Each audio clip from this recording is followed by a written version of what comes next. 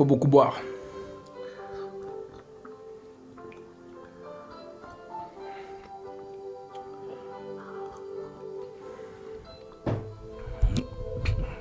Alors, comme je vous disais tantôt,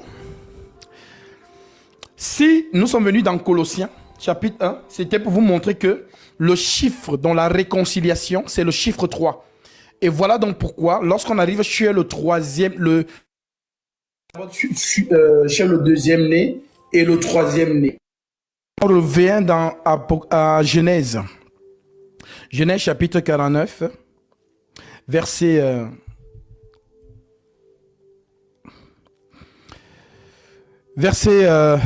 5. Siméon et Lévi sont frères. Leurs glaives sont des instruments de violence. Que mon âme n'entre pas dans leur conciliabule et que mon esprit ne s'unisse point à leur assemblée. Car dans leur colère, ils ont tué les hommes. Et dans leur méchanceté, ils ont coupé les jarrets de taureaux. Donc c'est ici que Lévi reçoit donc cette malédiction. Voilà pourquoi il devient mendiant parmi ses frères. Donc Dieu donc vient choisir le mendiant. C'est lui que Dieu vient choisir pour lui donner dans le sacerdoce. Voilà pourquoi on dit que Lévi n'a pas d'héritage en Israël. Son héritage, c'est Dieu. C'est écrit. Parce qu'ils sont au service de Dieu. Donc continuons.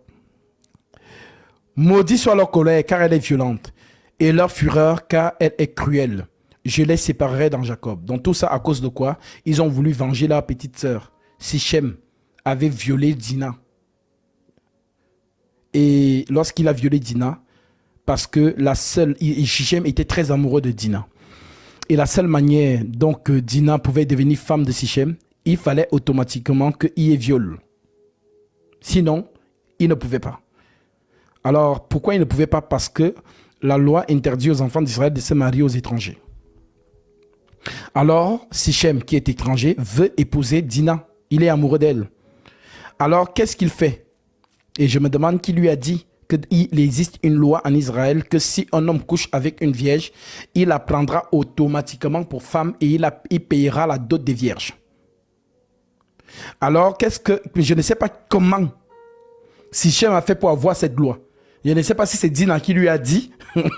Parce que les amoureux, il faut faire attention. Et je ne sais pas si c'est quelqu'un d'Israël qui a donné le fax à Sichem en disant que, en fait, il y a une loi qui existe que, voilà, si un homme couche avec une vierge, il la prendra automatiquement pour femme et il paiera la dot des vierges. Alors, c'est ce que Sichem va donc faire et il va donc coucher avec Dina. Il va la violer, en fait. En la violant donc, dès qu'il finit de la violer, il vient chez Jacob. Le père, hein, franchement, il n'a même pas peur, il vient. Il va appeler son père, parce que son père était roi. Lui, il était prince. Il appelle son père vient voir Jacob en disant que, vraiment, je suis désolé, vraiment, c'est que mon fils a fait vraiment, c'est les enfants d'aujourd'hui, je ne comprends pas. Vraiment, maintenant, comme il a violé, on fait comment alors? Alors, Jacob, il savait très bien qu'il y a la loi là. Alors, selon la loi, Jacob ne pouvait pas refuser Dina. Il devait la donner parce que Sichem a dit, demande la dot que tu veux. On va te donner. Et c'est comme ça qu'il dit, ok, il n'y a pas de souci. Il y a une loi qui est effectivement qui dit ça. Je vais vous donner ma fille. Mais comme ses frères sont encore dans les champs, attendons qu'ils rentrent d'abord. Comme ça, je vais quand même les informer que voilà, leur fille, leur sœur part en mariage. Quand les enfants, les 12, les fils dont arrivent donc, le père raconte.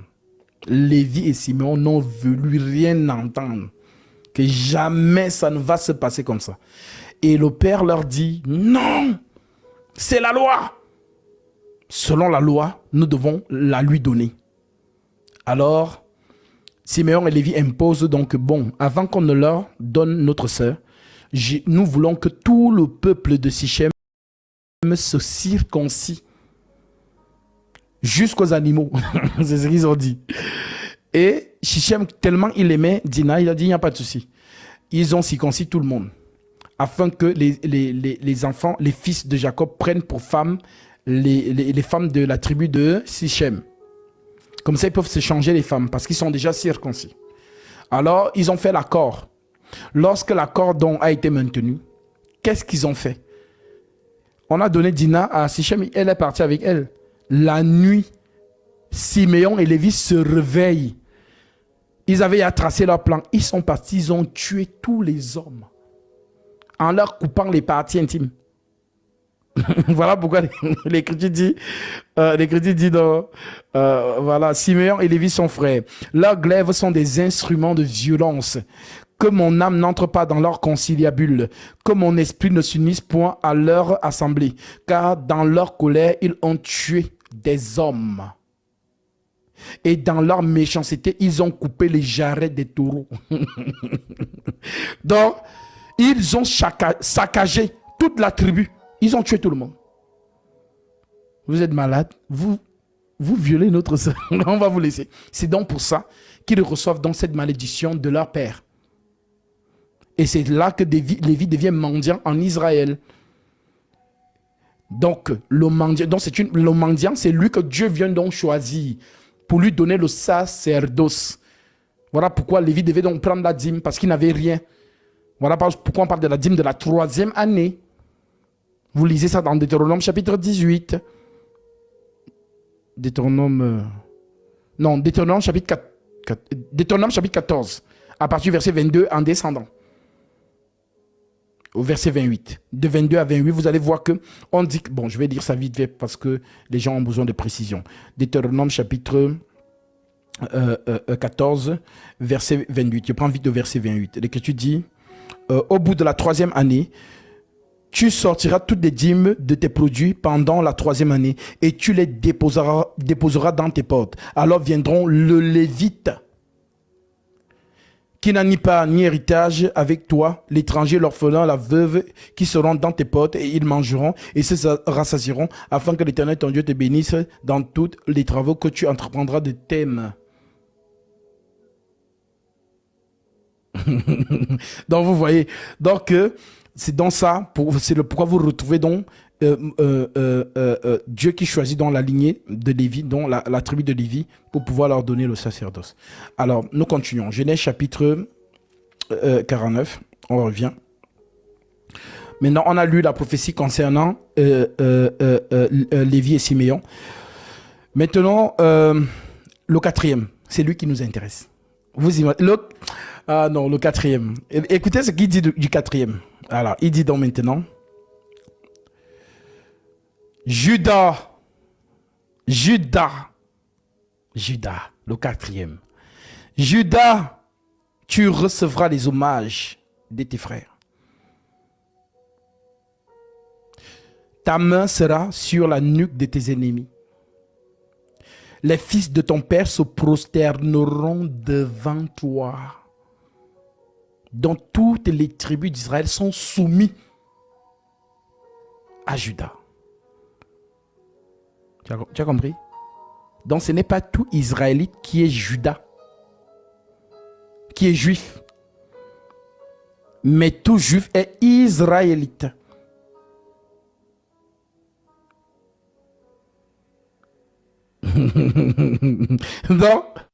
donc le Judas là, l'ancêtre de David, c'est Judas. Et c'est lui le lion. Continuons. Tu recevras les hommages de tes frères.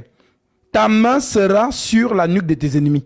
Les fils de ton père se prosterneront devant toi. Judas est un jeune lion. Tu reviens du carnage.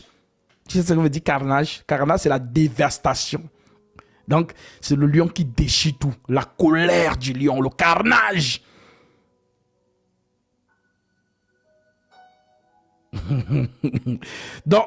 C'est la prophétie. Hein. Les fils de ton père se prosterneront devant toi. Judas est un jeune lion. Tu reviens du carnage, mon fils. Il ploie les genoux comme un lion. Il ploie les genoux. Il se couche comme un lion, comme une lionne. Qui le fera lever? Qui peut se mesurer à Judas? Qui le fera lever? Le sceptre, le commandement. Le sceptre ne s'éloignera point de Judas, ni le bâton souverain d'entre ses pieds. jusqu'à ce que vienne le Shiloh et que tous les peuples lui obéissent. Maintenant, le Shiloh, c'est qui? Donc, Juda, ancêtre de David. Donc, que ce soit Juda, que ce soit David, son fils, ils ont un seigneur, le Shiloh, leur descendant. Expliquez-moi comment mon petit-fils devient mon chef. C'est la prédication de la croix est une folie pour ceux qui périssent. Est-ce que vous comprenez pourquoi donc Jésus a dit aux pharisiens, si vous m'appelez fils de David, pourquoi David m'appelle son Seigneur? Est-ce que vous comprenez même?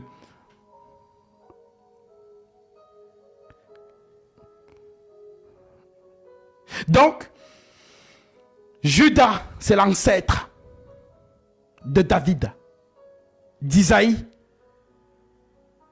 Parce que le père de David, c'est Isaïe. Tout, c'est la lignée de Juda. Donc, Juda engendre David. Maintenant, la prophétie dit que David aura un fils qui régnera sur son trône. Alors, les Juifs attendent la matérialisation de la prophétie. On attend. On surveille. Maintenant, on cherche donc.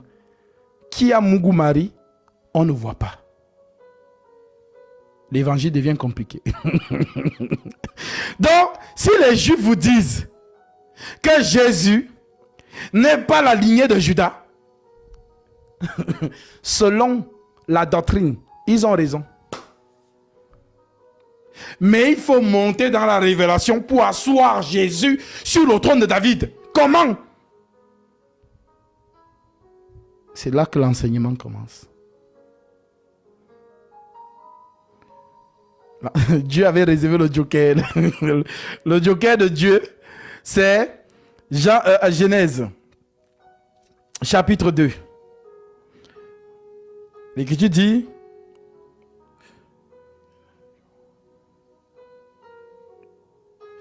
Genèse 2, verset 20. Je prends le verset 20. Voici ici, c'est ici que ça commence. Tous les mathématiques de Dieu, pour que pour que Jésus entre dans le trône de David, les mathématiques de Dieu. Regardez. Verset 20. Et l'homme donna les noms à tous les bétails et aux oiseaux du ciel et tous les animaux des champs. Mais pour l'homme, il ne trouva point une aide semblable à lui. Alors l'Éternel Dieu dit, l'Éternel Dieu fit tomber un profond sommeil sur l'homme, qui s'endormit et prit une de ses côtes, et il renferma la chair à sa place. L'Éternel Dieu forma une femme de la côte de l'homme, qu'il avait prise de l'homme, et il l'amena vers l'homme. L'homme dit, voici cette fois-ci, celle qui est os de mes os, chair de ma chair. On l'appellera femme, parce qu'elle a été prise de l'homme. C'est pourquoi, donc verset 24, c'est pourquoi l'homme quittera son père et sa mère, s'attachera à sa femme, et les deux deviendront une seule chair. Voilà donc pourquoi c'est par le mariage que le Messie d'Israël entre dans la lignée de David. C'est le mariage. Tu ne peux pas prendre une femme, elle est enceinte. Si tu la prends, tu prends l'enfant. Parce que c'est le père qui donne la tribu. Donc, Marie est enceinte. Voilà la lignée de David. Tu ne peux pas prendre la femme, tu laisses l'enfant dehors. Si tu prends l'enfant qui est en elle devient Judas.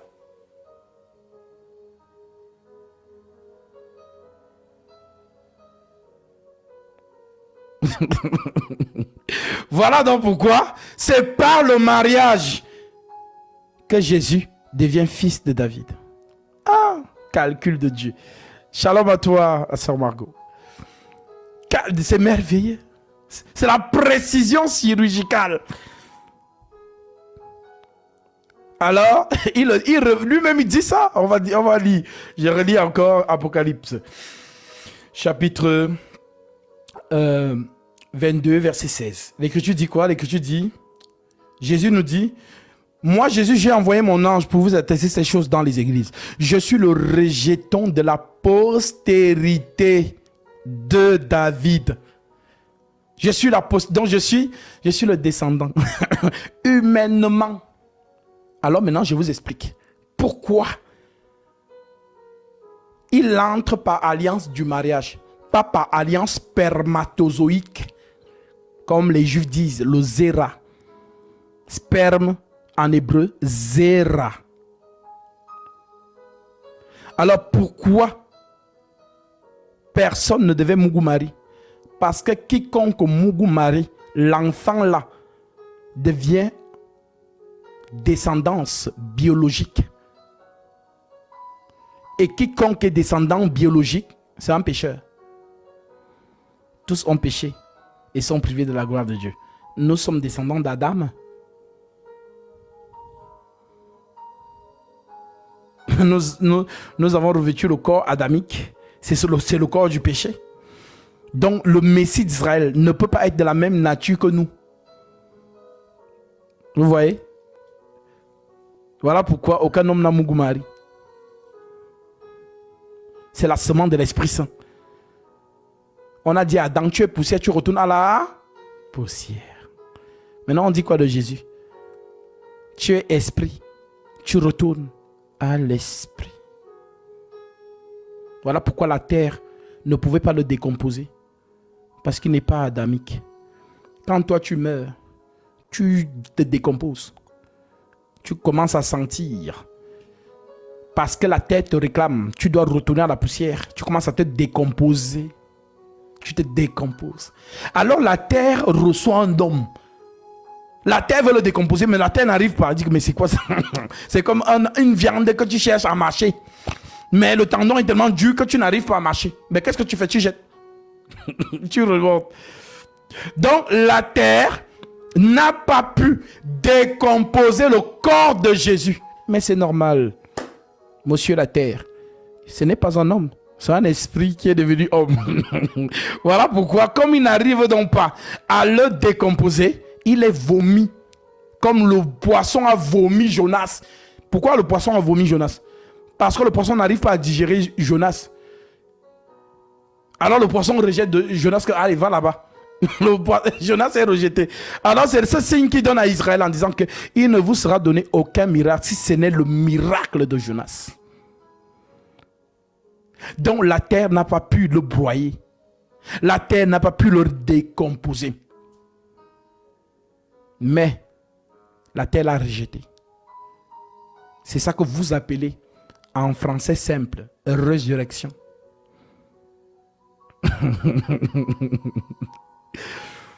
Ah, vraiment. C'est merveilleux. Hein? Voilà l'explication.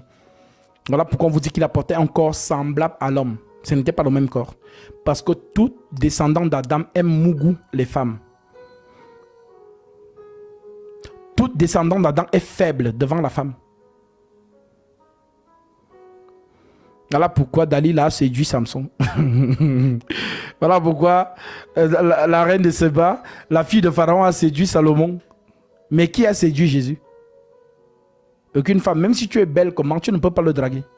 Tu ne peux pas le faire comme les femmes embrouillent souvent les hommes là. Les nous comme ça, dès qu'on voit une belle femme, on fuit seulement. Parce qu'elle va nous embrouiller. Mais lui, personne ne peut l'embrouiller. Ce n'est pas le même corps.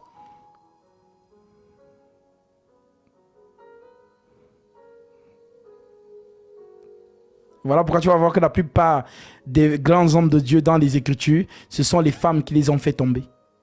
Regarde Akab, roi d'Israël. C'est Jézabel qui est partie avec lui. Au point où Dieu décide de tuer Akab. En faisant une réunion dans le ciel. Bon, réunissons-nous. Qui doit tuer Akab même? Il me dérange beaucoup. Je vais lire ça parce que quand je lis ça comme ça, les gens pensent que j'invente. Lisons 2 Chroniques chapitre 18, verset 18. Alors, 2 Chroniques 18, verset 18. L'Écriture dit... Et Michée dit, écoutez donc la parole de l'Éternel. J'ai vu l'Éternel assis sur son trône et toute l'armée des cieux se tenant à sa droite et à sa gauche.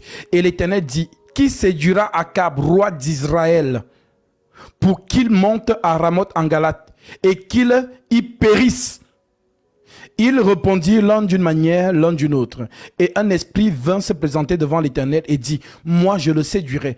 L'Éternel lui dit comment? Je sortirai, répondit-il, et je serai un esprit de mensonge dans la bouche de tous ses prophètes. L'Éternel dit, tu le séduiras et tu en viendras à bout. Sors et fais ainsi. Et maintenant, voici l'Éternel a mis un esprit de mensonge dans la bouche de tes prophètes qui sont là, et l'Éternel a prononcé du mal contre toi. Maintenant, les gens ne comprennent plus rien. Comment ça? Un esprit de mensonge. Dieu envoie les... Dieu envoie les esprits de mensonge. Voilà, donc si elle ne t'explique pas ce Dieu-là, tu vas aller au tribunal avec lui, parce que tu ne comprends plus rien. Dans ce Dieu-là, on doit te le prêcher. On dit ses voies sont impénétrables. Donc, l'armée qu'il a réunie là, quand tu entends l'armée de droite et l'armée de gauche, c'est en fait l'armée de droite, dont les anges de lumière, et l'armée de gauche, les anges des ténèbres.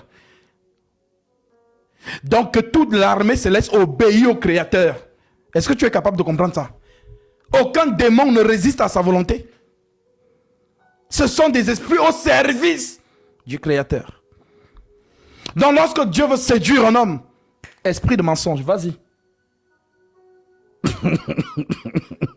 Voilà pourquoi c'est Paul qui comprend ça. Il vous écrit dans Romains chapitre 1. L'Éternel, je vais dire ça. Voilà, parce que si vous, quand vous lisez Paul, vous ne savez pas, mais Paul a pris ça où? C'est là-bas où il a pris ça. Romains chapitre 1. Ah, franchement, le Dieu là, que toute la gloire lui revienne. Romains 1. Alors, l'Écriture dit...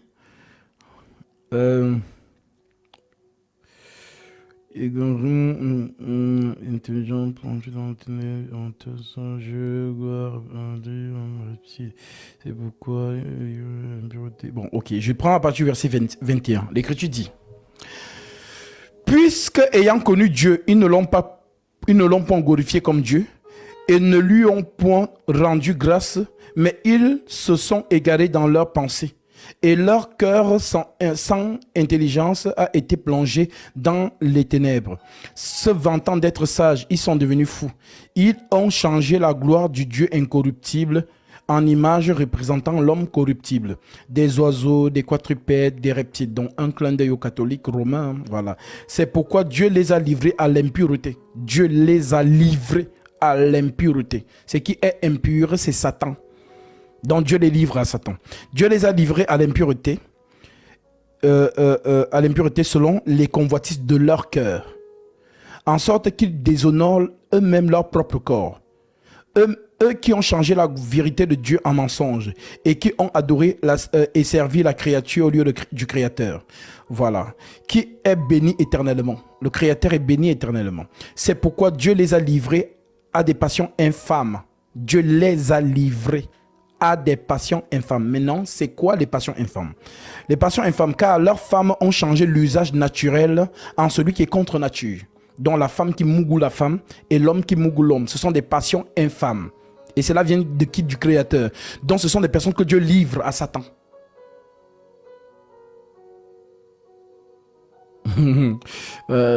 L'évangile. C'est l'évangile. Tu as dit que tu aimes Dieu, non? Alléluia. Amen. Quand tu comprends ce Dieu-là, comment il fonctionne, ah, c'est merveilleux. Alors, eux qui ont changé la véritable de Dieu en mensonge et qui ont adoré et servi la créature au lieu du Créateur, qui est béni éternellement. Amen. C'est pourquoi Dieu les a livrés à des passions infâmes, car leurs femmes ont changé l'usage naturel en celui qui est contre nature. Donc les contre nature, c'est voilà, des gens qui vous disent, même vos maris là, si ton mari te dit, ma chérie, vraiment je veux pas derrière, dis-lui que arrière de moi Satan au nom de Jésus-Christ. C'est une pratique contre nature. Donc parce qu'il y a les gens, non, comme nous sommes mariés, c'est bon, on peut aller derrière. N'acceptez pas. C'est le culte de Satan.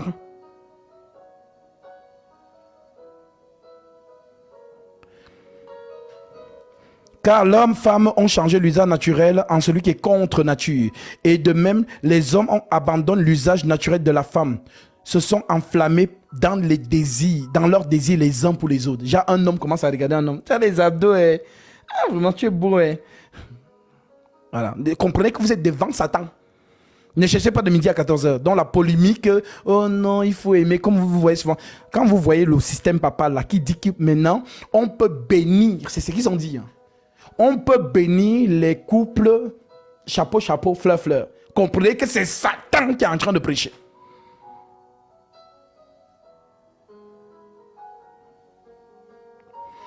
Et de même, les hommes abandonnent l'usage naturel de leurs femmes. Donc les hommes ne mourent plus les femmes. Les hommes veulent mourir les hommes. Avec eux, voilà, dans leur désir, les uns pour les autres. Comme étant homme avec homme. Des choses infâmes. Et recevant en eux-mêmes le salaire que méritait leur égarement. Maintenant, c'est quoi le salaire de l'égarement? Il y a une maladie qui existe beaucoup dans ce milieu-là. Voilà, la maladie des 4 lettres. Ça existe beaucoup dans ce milieu-là. Voilà pourquoi lorsque vous voyez, en général, lorsqu'une personne on ne fait que prendre par derrière, il faut le dire. Vous allez voir que même son... Regarde bien ces personnes, tu vas voir qu'il y a quelque chose qui ne va pas. Il y a comme une sorte d'aura qui s'éteint.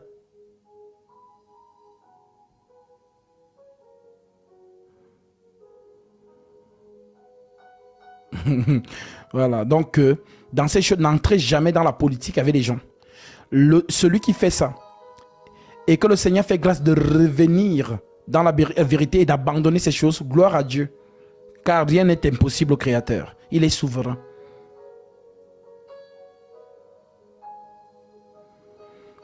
Donc comme j'entends que il y a les couples chapeau, chapeau, fleur, fleur, des couples pastoraux, ils sont chapeau, chapeau, fleur, fleur.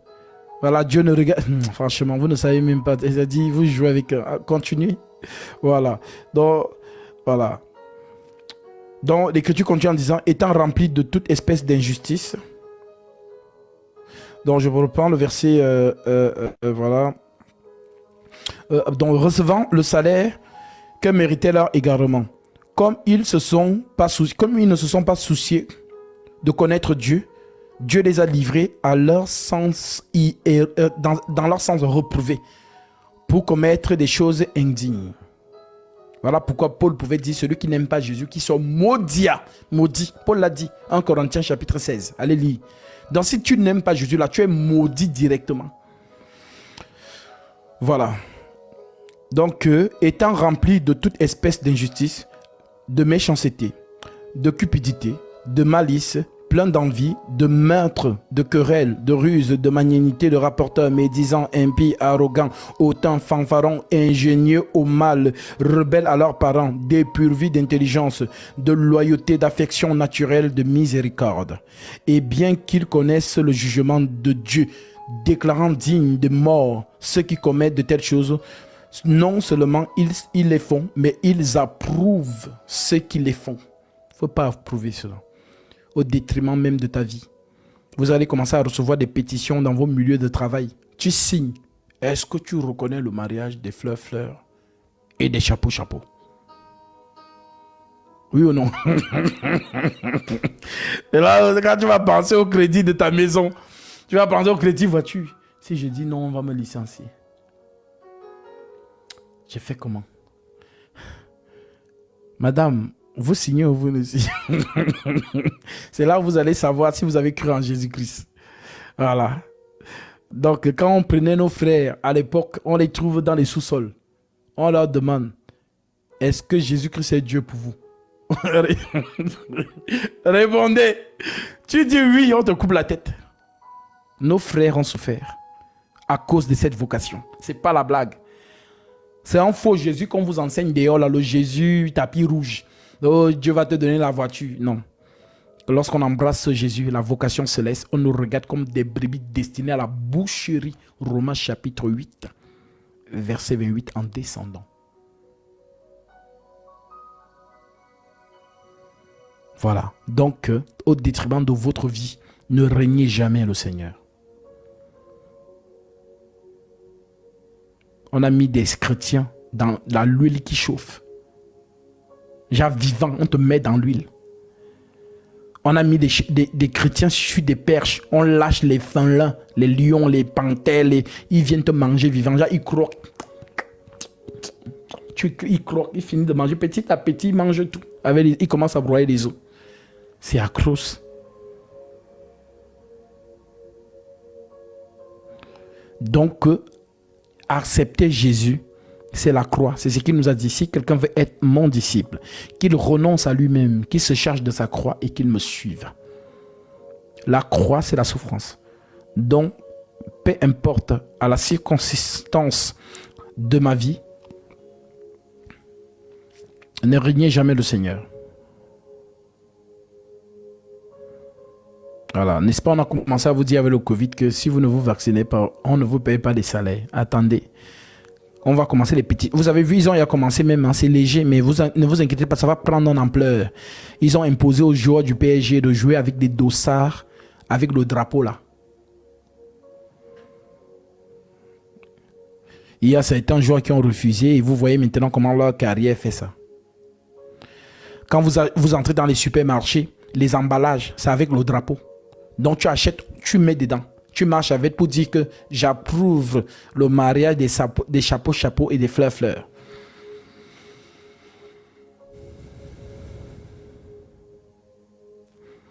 Mais comment un homme peut être plus fort que toutes ces tribulations? Le Seigneur nous donne de